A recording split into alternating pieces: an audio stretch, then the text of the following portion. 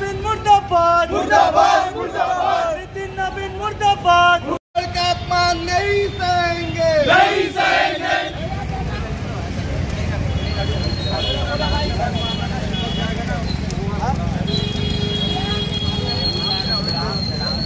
नवीन मुर्दाबाद मुर्दाबाद।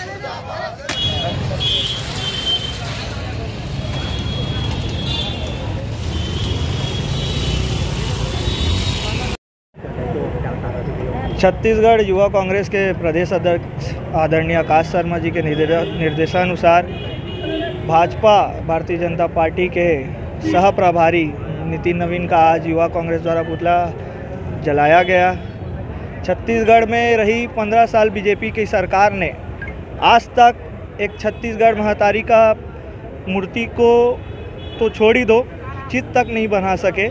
और हमारे मुखिया आदरणीय भूपेश बघेल जी ने जब छत्तीसगढ़ महतारी की मूर्ति को स्थापित किया तो आज भाजपा के सह प्रभारी और भाजपा के लोगों का छत्तीसगढ़िया और छत्तीसगढ़ के लोगों का के विरोध में उनका चेहरा सामने आया। नितिन नवीन को माफ़ी मांगनी होगी पूरे छत्तीसगढ़ के लोगों से।